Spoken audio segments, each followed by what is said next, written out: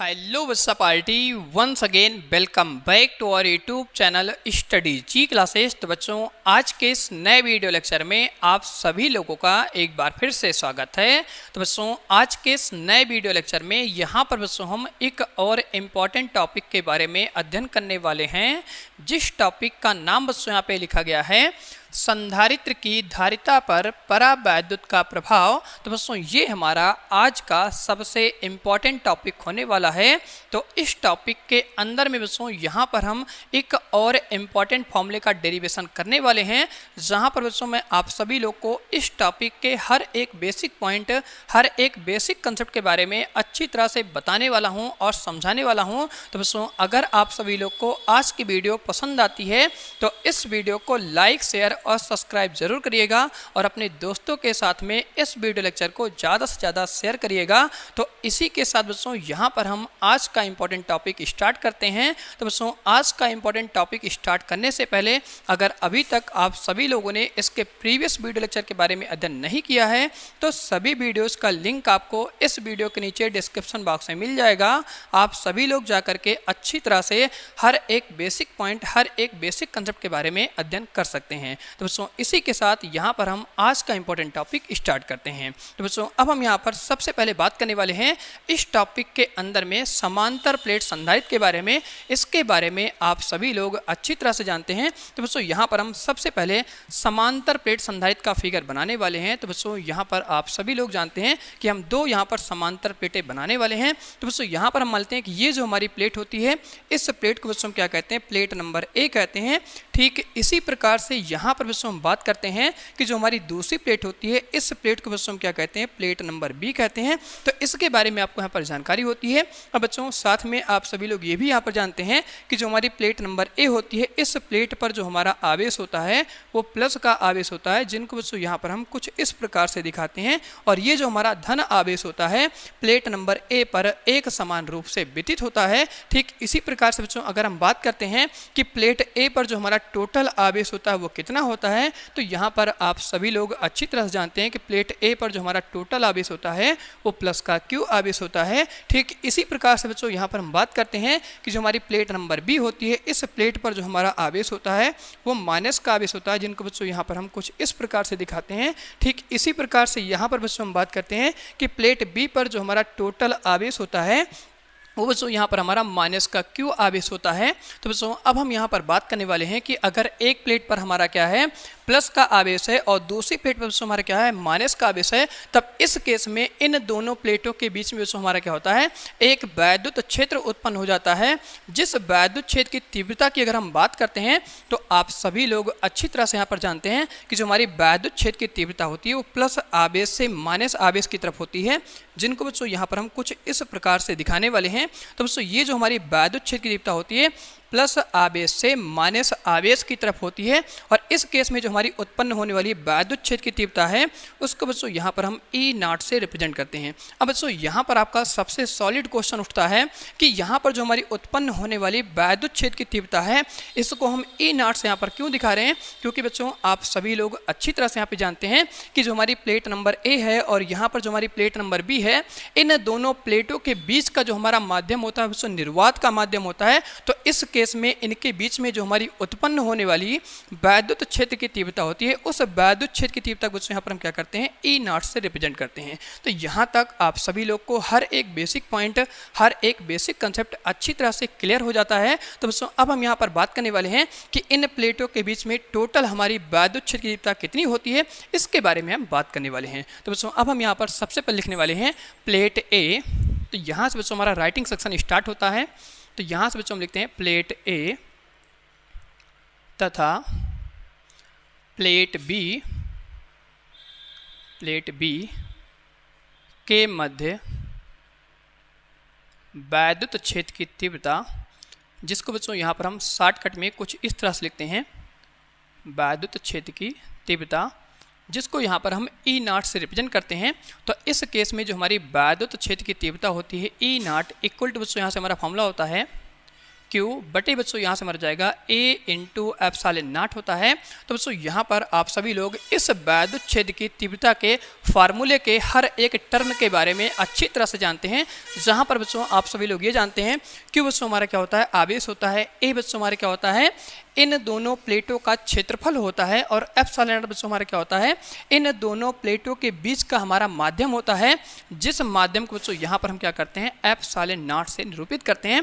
Epsilon not का मतलब बच्चों ये होता है कि इन दोनों प्लेटों के बीच का जो हमारा माध्यम है वो निर्वात है, मीन्स इन प्लेटों के बीच में जो हमारी यहाँ पर माध्यम दी गई है बच्चों वायु का माध्यम होता है, जिसको बच्चों यहाँ पर हम क्या करते हैं, एप्सिलॉन नॉट से रिप्रेजेंट करते हैं। तो यहाँ तक आप सभी लोग को हर एक पॉइंट, हर एक कंसेप्ट इस समांतर प्लेट के बारे में अच्छी तरह से क्लियर हो जाता है। तो बच्चों अब हम यहाँ पर बात करने वाले हैं कि इन प्लेटों के बीच में हम विभव का मान किस प्रकार से ज्ञात करेंगे, क्योंकि बच्चों आप सभी लोग यहाँ पर अच्छी तरह से ये भी जानते हैं कि इन प्लेटों के बीच में जो हमारी उत्पन्न होने वाली धारिता होती है उस धारिता का मान हम डायरेक्ट यहाँ पे नहीं निकाल सकते हैं। तो इसलिए बच्चों यहाँ पर हम क्या करते हैं, सबसे पहले वैद्युत छेद की तीव्रता का मान ज्ञात करते हैं, इसके बाद यहाँ पर हम वैद्युत विभव का मान ज्ञात करेंगे, और उसके बाद बच्चों यहाँ पर हम धारिता का मान ज्ञात करेंगे कि इन प्लेटों के बीच में जो हमारी उत्पन्न होने वाली धारिता होती है उस धारिता का मान हम किस प्रकार से ज्ञात करते हैं। तो बच्चों अब हम यहाँ पर ज्ञात करने वाले हैं कि प्लेट ए और प्लेट बी के बीच जो हमारी उत्पन्न होने वाली वैद्युत विभव का मान होता है वो हम किस प्रकार से ज्ञात करने वाले हैं। तो इसके बारे में आप सभी लोग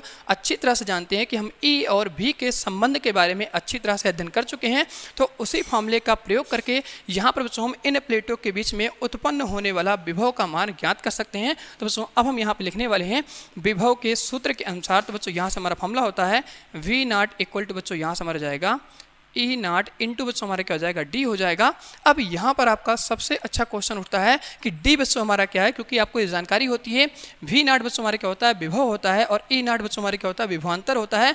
डी बच्चों हमारा क्या होता है, तो डी आप सभी लोग यहाँ पर अच्छी तरह जानते हैं कि प्लेट ए और प्लेट बी के बीच की जो हमारी दूरी होती है उस दूरी को बच्चों यहाँ पर हम क्या करते हैं, स्मॉल डी से निरूपित करते हैं। तो यहाँ पर आपका ये भी कंसेप्ट अच्छी तरह से क्लियर होता है कि प्लेट ए और प्लेट बी के बीच की जो हमारी टोटल दूरी होती है उस दूरी को बच्चों हम क्या करते हैं, स्मॉल डी से यहाँ पे निरूपित करते हैं। तो इस केस में बच्चों हम यहाँ पे क्या करते हैं, इसको हम यहाँ पर समीकरण नंबर ए मान लेते हैं, और इस समीकरण का बच्चों यहाँ पर बहुत ज़्यादा इस्तेमाल होने वाला है।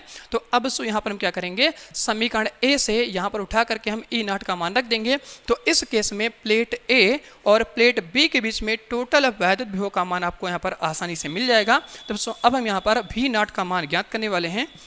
तो बच्चों यहाँ से हम क्या करेंगे, इस ई नॉट का मान उठा करके यहाँ पे रख देंगे। तो बच्चों यहाँ से हमारा जाएगा क्यू, और ये बच्चों हमारे क्या हो जाएगा, साथ में गुणा में आ जाएगा। तो यहाँ पे हम लिखेंगे डी, और नीचे बच्चों यहाँ से हमारा जाएगा ए इंटू एप्सिलॉन नॉट हो जाएगा। तो बच्चों इस तरह से हम क्या करते हैं, यहाँ पर वी नॉट का मान ज्ञात कर लेते हैं, और साइड में बच्चों यहाँ पे हम लिख देंगे कि जो हमारा ई नॉट का मान है वो कहाँ से आया है। तो यहाँ पे हम लिखते हैं समीकरण ए से।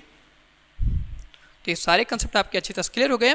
अब बच्चों यहाँ पर हम बात करेंगे धारिता के बारे में। तो आप सभी लोग अच्छी तरह जानते हैं कि अगर हम प्लेट ए और प्लेट बी के मध्य धारिता की बात करते हैं तो इसके लिए आप सभी लोगों ने अध्याय के स्टार्टिंग में ही धारिता का सूत्र अध्ययन किया है। तो उसी फॉर्मूले का यूज़ करके प्लेटों के बीच में हम धारिता का मान ज्ञात करेंगे। तो बच्चों यहाँ पर हम लिखेंगे धारिता के सूत्र के अनुसार।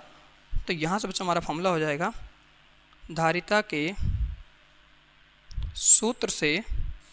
तो इसका बच्चों यहाँ से जो हमारा फॉर्मूला होता है वो यहाँ से हो जाएगा C इक्वल टू क्यू बटे बच्चों यहाँ से हमारा जाएगा वी नॉट, क्योंकि यहाँ पर हमने जो विभव का मान माना है वो वी नॉट है। तो बच्चों अब हम यहाँ पे क्या करते हैं, इसको बच्चों यहाँ पर हम समीकरण नंबर बी मान लेते हैं, और यहाँ पर बच्चों हम क्या करेंगे, वी नॉट का मान उठा करके यहाँ पे रख देंगे। तो यहाँ पर आपको इन प्लेटों के बीच में उत्पन्न होने वाली टोटल धारिता का मान आपको मिल जाएगा। तो बच्चों यहाँ से हम लिखेंगे क्यू बटे बच्चों यहाँ से हमारा जाएगा वी नॉट। तो वी नॉट का मान बच्चों यहाँ पे हमने निकाल रखा है। तो ये बच्चों हमारा क्या मेन डिवाइड है, तो इसको हम थोड़ा सा बड़ा लगाएंगे और यहाँ पर हम सारा मान उठा करके वी नॉट का रख देंगे। तो बच्चों यहाँ से आपको मान मिल जाता है ए इंटू एप्सिलॉन नॉट। अब बच्चों यहाँ पर आप सभी लोग अच्छी तरह जानते हैं कि क्यू और यहाँ पर बच्चों हमारा क्यू आपस में कैंसिल आउट हो जाएगा, क्योंकि ये बच्चों हमारा क्या होता है, एक दूसरे के व्युत्क्रमानुपाती होता है। अगर बच्चों हम क्या करेंगे, इसको उठा के पलटेंगे तो बच्चों ये हमारा कुछ इस तरह से हो जाएगा। मैं यहाँ पर आपको अच्छी तरह से क्लियर कर देता हूँ कि किस तरह से इसको हम सॉल्व करते हैं। तो बच्चों यहाँ पर हमारा जाएगा क्यू, और इसके नीचे बच्चों यहाँ पे हमारा बटे में बचेगा 1, और बच्चों ये हमारा पूरा केस क्या होता है, व्युत्क्रम हो जाता है। आप सभी लोग जानते हैं अगर हमारा मेन डिवाइड ये है तो ये भाग होता है, तो भाग के नीचे जो भी चीज़ बच्चों यहाँ पे हमारा होता है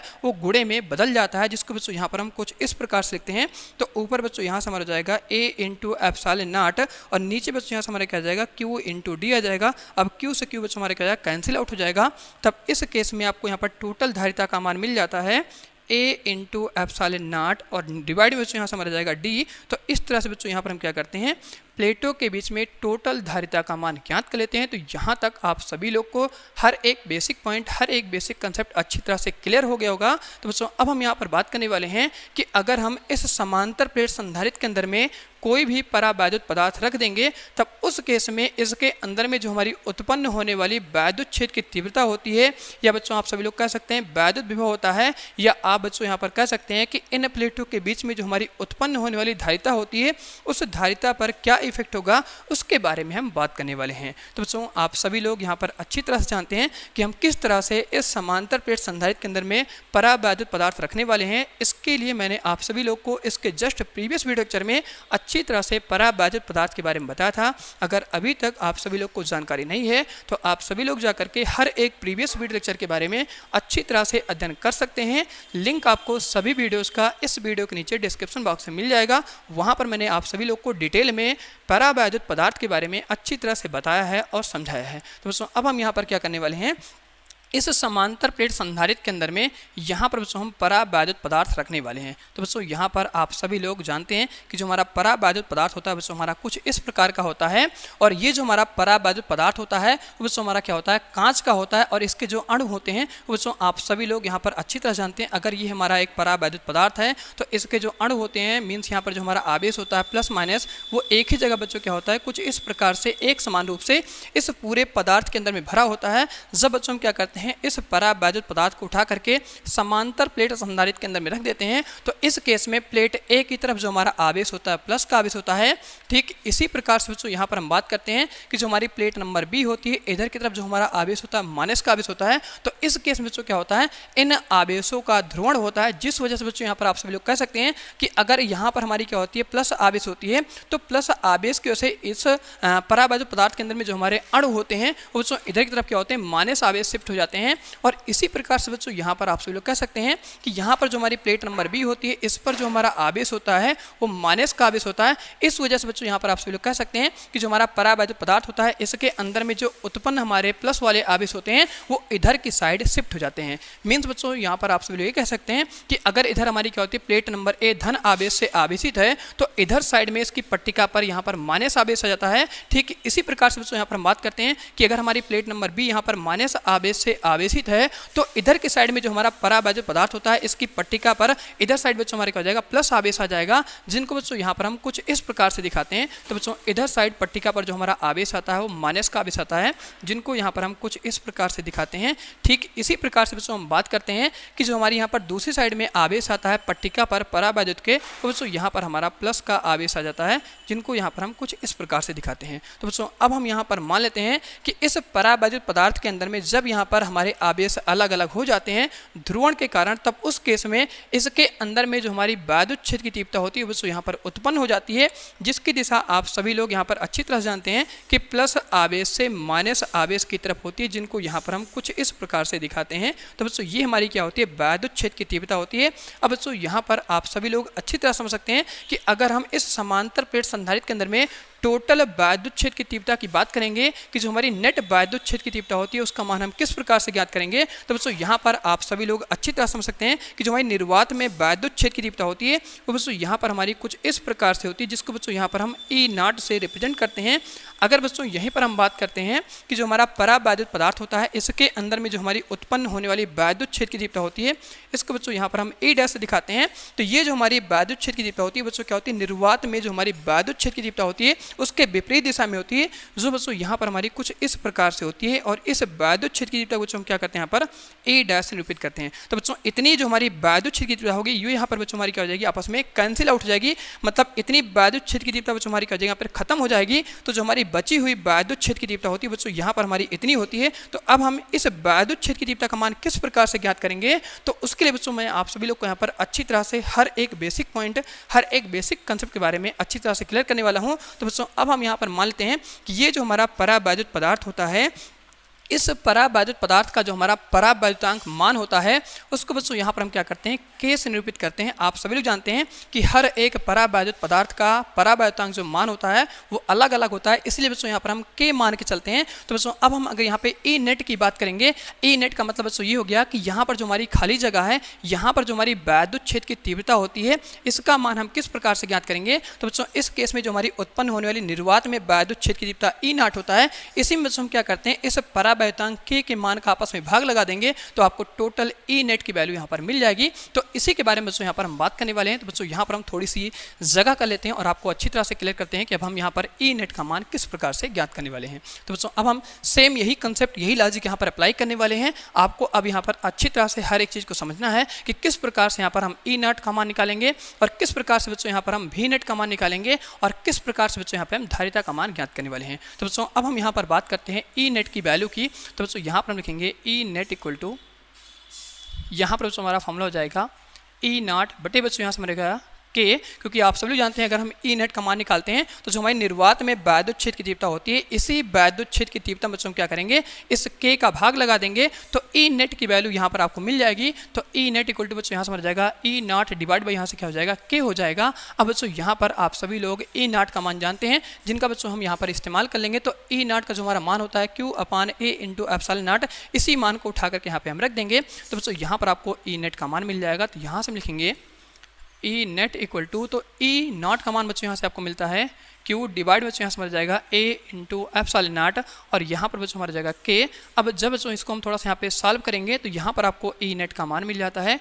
E नेट इक्वल टू, ये बच्चों हमारा क्या होगा, इसके साथ में गुणा में आ जाएगा। तो यहाँ पर हम लिखेंगे E net equal to Q divide में यहाँ से मर जाएगा A एप्सिलॉन नॉट और यहाँ पर बच्चों मर जाएगा K। तो इस तरह से यहाँ पर हम E नेट का मान निकालते हैं। अब बच्चों यहाँ पर आपको ध्यान रखना है कि ये जो हम यहाँ पर E नेट का मान निकाल रहे हैं, ये तब निकाल रहे हैं जब हम समांतर प्लेट संधारित्र के अंदर में परावैद्युत पदार्थ रख देते हैं, तब उस केस में जो हमारी वैद्युत क्षेत्र की तीव्रता का मान होता है वो बच्चों यहाँ पर हमें इतना मिल जाता है, जिसको हम E नेट से दिखा रहे हैं। मीन्स बच्चों आप कह सकते हैं ये जो हमारी खाली जगह होती है और इधर साइड यहाँ पर जो हमारी खाली जगह होती है, इसी को बच्चों हम क्या कहते हैं, E नेट कहते हैं। यहाँ तक सभी को अच्छी तरह से हर एक कंसेप्ट क्लियर हो जाता है। तो बच्चों अब हम यहाँ पे बात करेंगे कि V नेट का मान किस प्रकार से ज्ञात करेंगे। तो उसके लिए बच्चों यहाँ पर हम क्या करते हैं, सेम तरीके से इसी फॉर्मूले का हम इस्तेमाल कर लेंगे। तो यहाँ पर बच्चों हम लिखने वाले हैं V नेट इक्वल टू, तो यहाँ से बच्चों आपको फॉर्मूला मिल जाएगा V नेट इक्वल टू, हमारा फॉर्मूला होता है E नेट और इंटू बच्चों यहाँ से हमारे क्या हो जाएगा D हो जाएगा। तो सेम तरीके से बच्चों क्या करेंगे, E नेट का मान उठा करके यहाँ पे रख देंगे तो V नेट की वैल्यू आपको यहाँ पे मिल जाती है। तो V नेट इक्वल टू बच्चों यहाँ से हमारा फॉर्मूला हो जाएगा Q इंटू बच्चों हमारे क्या हो जाएगा D और डिवाइड में यहाँ से हमारा जाएगा A एप्सिलॉन नॉट इंटू बच्चों हमारे क्या हो जाएगा K हो जाएगा। तो इस तरह से यहाँ पे हम क्या करते हैं, V नेट का मान ज्ञात कर लेते हैं। तो बच्चों अब आप सभी लोग यहाँ पर अच्छी तरह जानते हैं कि जब हम समांतर प्लेट संधारित्र के अंदर में परावैद्युत पदार्थ रख देते हैं तो इस केस में इसके अंदर में जो हमारी उत्पन्न होने वाली वैद्युत क्षेत्र की तीव्रता होती है उसका मान यहाँ पर आपको मिल जाता है, विभव का मान बच्चों यहाँ पर आपको मिल जाता है। तो अब हम यहाँ पर धारिता का मान ज्ञात करने वाले हैं। तो धारिता के लिए बच्चों यहाँ पर आप सभी लोग फॉर्मूला जानते हैं, जिस फॉर्मूले को बच्चों यहाँ पर हम कुछ इस प्रकार से दिखाते हैं। फॉर्मूला हमारा होता है C equal to Q upon V naught होता है। तो बच्चों अब हम यहाँ पर क्या करने वाले हैं, समांतर प्लेट संधारित्र के अंदर में परावैद्युत पदार्थ रख चुके हैं। तो इस केस में जो हमारी धारिता होती है उस धारिता को बच्चों यहाँ पर हम क्या करते हैं, CK से निरूपित करते हैं। तो बच्चों यहाँ पर हम लिखेंगे CK इक्वल टू, हमारा फॉर्मूला हो जाएगा V और डिवाइड में बच्चों यहाँ से हम क्या करेंगे, V नेट का मान लिखेंगे। जैसे हमने यहाँ पे V नॉट लिखा था सेम उसी प्रकार से बच्चों यहाँ पे हम क्या करेंगे, V नेट लिखेंगे। तो यहाँ पर हमारा हो जाएगा V नेट। अब बच्चों यहाँ पर हम क्या करते हैं, इस V नेट का मान उठा के यहाँ पे रख देंगे। तो CK इक्वल टू आपको यहाँ से फॉर्मूला मिल जाएगा। तो यहाँ से बच्चों हमारा जाएगा Q और डिवाइड में बच्चों यहाँ पर हमारा चलेगा, इसको थोड़ा सा हम बड़ा लगाते हैं क्योंकि हमारा मेन डिवाइड है और यहाँ पर हम V नेट का मान यहाँ पे रखेंगे। तो बच्चों यहाँ से हमारा जाएगा Q इंटू D हो जाएगा, डिवाइड में बच्चों यहाँ से हमारा जाएगा A एप्सिलॉन नॉट और यहाँ पर हमारा जाएगा K। तो बच्चों यहाँ पर आप सभी लोग सेम तरीके से जानते हैं कि जब हम इसको सॉल्व करेंगे तो ये चीज़ बच्चों हमारे क्या होगा, आपस में पलट जाएगा। तो Q से Q हमारा कैंसिल आउट हो जाएगा। तब इस केस में आपको CK का मान मिल जाता है, जो बच्चों यहाँ पर आपको मिलेगा A into epsilon not into बच्चों हमारे क्या आएगा K और डिवाइड में बच्चों यहाँ से हमारे क्या जाएगा D आ जाएगा। तो इस प्रकार से यहाँ पर हम क्या करते हैं, CK का मान ज्ञात कर लेते हैं। अब बच्चों यहाँ पर हम क्या करते हैं, इसको समीकरण नंबर 1 मान लेते हैं और इसको बच्चों हम क्या करते हैं, समीकरण नंबर 2 मान लेते हैं। तो अब बच्चों यहाँ पर हम क्या करने वाले हैं, C के और C के बीच में एक संबंध स्थापित करने वाले हैं कि इनकी धारिता और इनकी धारिता में कितने गुने का अंतर होता है, इसके बारे में हम बात करने वाले हैं। तो ये डेरिवेशन बच्चों आप सभी लोग के बोर्ड एग्जाम के लिए काफ़ी ज़्यादा इंपॉर्टेंट डेरिवेशन होने वाला है और ये कभी कभी आपके MCQ टाइप में क्वेश्चन बन के आ जाता है। तो आपको हर एक कंसेप्ट अच्छी तरह समझ आएगा। अगर आप सभी लोग को वीडियो पसंद आती है तो वीडियो को लाइक शेयर और सब्सक्राइब जरूर करिएगा और अपने दोस्तों के साथ में इस वीडियो लेक्चर को ज़्यादा से ज़्यादा शेयर करिएगा। तो दोस्तों अब हम यहाँ पे क्या करते हैं, समीकरण जो हमारे यहाँ पर 1 होता है और यहाँ पर जो हमारा समीकरण नंबर 2 होता है, इन दोनों का हम भाग लगा देंगे। तो बच्चों यहाँ से हम लिखेंगे समीकरण 1 को समीकरण 2 से भाग करने पर तो बच्चों यहाँ पर हम क्या करते हैं, थोड़ी सी जगह कर लेते हैं। तो यहाँ पर ये सारा बच्चों हम इरेज करते हैं, आप एक बार इसको नोट कर सकते हैं। तो यहाँ तक आप सभी लोग अच्छी तरह से नोट कर चुके होंगे। अब हम यहाँ पे बच्चों जगह करते हैं, क्योंकि नीचे का आपको दिखाई नहीं पड़ेगा, तो इसलिए हम यहाँ पे जगह बना लेते हैं। तो अब बच्चों यहाँ से हम क्या करेंगे, इसको भाग कर देंगे। तो भाग करने पर आपको यहाँ पर सीधा C और C के बीच में यहाँ पे संबंध मिल जाएगा। तो बच्चों यहाँ पर हम क्या करेंगे, C के को ऊपर लिखेंगे और बच्चों यहाँ से मिल जाएगा C। सेम इसी प्रकार से बच्चों यहाँ पे हम क्या करेंगे, C के हमारा ऊपर है तो C के का मान जो हमारे यहाँ पर आया हुआ है इसको हम ऊपर लिखने वाले हैं। तो बच्चों यहाँ से हमारा जाएगा A एप्सिलॉन नॉट और यहाँ से बच्चों हमारा जाएगा K और डिवाइड में यहाँ से हमारे क्या जाएगा D हो जाएगा। इसी प्रकार से बच्चों हम क्या करेंगे, C का मान लिखेंगे। तो C का मान बच्चों यहाँ पर आपको मिल चुका है A एप्सिलॉन नॉट इंटू हमारे क्या जाएगा D। तो यहाँ पर लिखेंगे A एप्सिलॉन नॉट, यहाँ से बच्चों हमारे क्या जाएगा D। अब बच्चों यहाँ पर आपसे जानने कि ये जो हमारा मान है और यहाँ पर ये जो मान है ये बच्चों यहाँ पर क्या होता है, सेम होता है। तो ये पूरा बच्चों हमारे क्या जाएगा, यहाँ पे कैंसिल आउट हो जाएगा। तो A एप्सिलॉन नॉट और D और यहाँ पर बच्चों हमारे क्या होता है A एप्सिलॉन नॉट D, ये पूरा हमारा कैंसिल आउट हो जाएगा। तो बच्चों यहाँ पर आपको मिलता है C के डिवाइड में यहाँ से हमें मिल जाएगा C और इस केस में जो हमें मान यहाँ पे बचता है वो हमारे यहाँ से जाएगा K और बटे यहाँ से बच्चों हमारे क्या जाएगा 1 हो जाएगा। अब जब बच्चों हम क्या करते हैं, इसको यहाँ पर आपस में तिर्यक गुणा करते हैं तो यहाँ पर आपको C के और C के बीच में यहाँ पे संबंध मिलता है, जिसको बच्चों यहाँ पर हम कुछ इस प्रकार से लिखते हैं KC। तो बच्चों ये हमारा सबसे इम्पॉर्टेंट रिजल्ट होता है आप सभी लोग के MCQ के क्वेश्चन के लिए। और इसी के बारे में आप सभी लोग यहाँ पर अभी तक जो बेसिक कंसेप्ट पढ़ रहे थे वो इसी के लिए पढ़ रहे थे कि अगर हम किसी भी समांतर प्लेट संधारित्र के अंदर में कोई भी परावैद्युत पदार्थ रख देते हैं तो उस परावैद्युत पदार्थ को रखने पर इस समांतर प्लेट संधारित्र के अंदर में जो धारिता का प्रभाव होता है, धारिता का इफेक्ट होता है, वो किस प्रकार से होता है, ये जानकारी आपको इस फॉर्मूले के माध्यम से यहाँ पर हो जाती है। तो बच्चों अब आप सभी लोग यहाँ पर कह सकते हैं कि जो हमारी निर्वात में धारिता होती है वो परावैद्युत पदार्थ के जो हमारा यहाँ पर मान होता है K, इसके बच्चों यहाँ पर क्या होती है K गुना होती है। तब इस केस में समांतर प्लेट के अंदर में जो हम परावैद्युत पदार्थ रखे हैं उस परावैद्युत पदार्थ की जो धारिता होती है उसके बराबर हो जाती है। तो ये कंसेप्ट बच्चों इस फॉर्मूले के माध्यम से आप सभी लोग अच्छी तरह समझ सकते हैं। तो बच्चों मैं आशा करता हूँ कि आज का वीडियो लेक्चर आप सभी लोग को अच्छी तरह समझ आया होगा। तो बच्चों अगर आप सभी लोग को आज का वीडियो यहाँ पर पसंद आता है तो इस वीडियो को लाइक, शेयर और सब्सक्राइब जरूर करिएगा और अपने दोस्तों के साथ में इस वीडियो लेक्चर को ज़्यादा से ज़्यादा शेयर करिएगा। तो बच्चों आज का वीडियो हम इसी पे एंड करते हैं। अब मिलते हैं आप सभी लोगों से बहुत जल्द अगले वीडियो लेक्चर के साथ में।